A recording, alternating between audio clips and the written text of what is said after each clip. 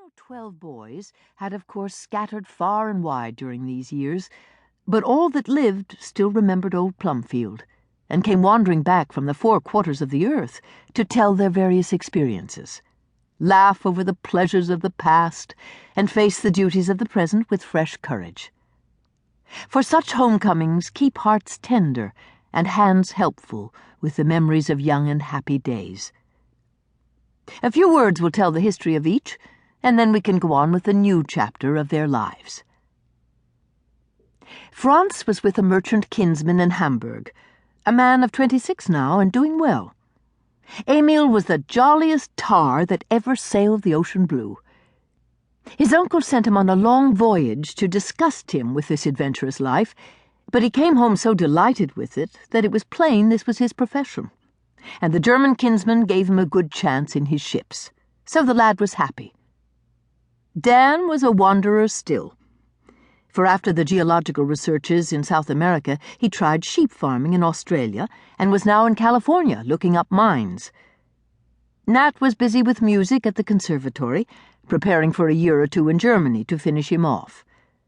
Tom was studying medicine and trying to like it. Jack was in business with his father, bent on getting rich. Dolly was in college with Stuffy and Ned reading law. Poor little Dick was dead, so was Billy, and no one could mourn for them, since life would never be happy, afflicted as they were in mind and body. Rob and Teddy were called the Lion and the Lamb, for the latter was as rampant as the king of beasts, and the former as gentle as any sheep that ever baaed. Mrs. Joe called him my daughter, and found him the most dutiful of children, with plenty of manliness underlying the quiet manners and tender nature.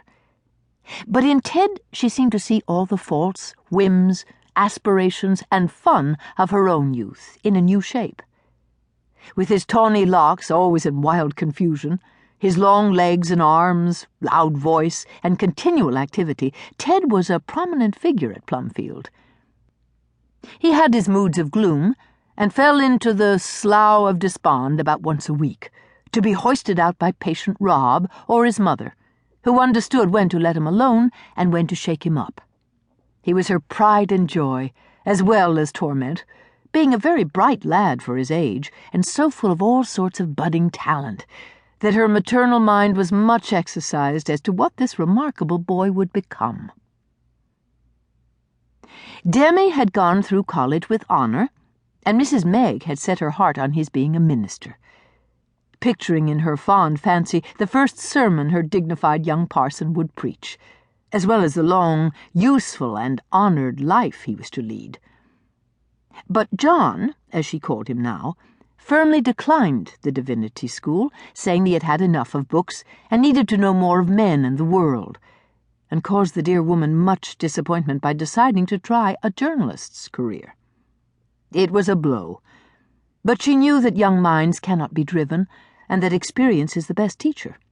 So she let him follow his own inclinations, still hoping to see him in the pulpit. Aunt Jo raged when she found that there was to be a reporter in the family, and called him Jenkins on the spot. She liked his literary tendencies, but had reason to detest official Paul Pry, as we shall see later. Demi knew his own mind, however, and tranquilly carried out his plans, unmoved by the tongues of the anxious mammas or the jokes of his mates.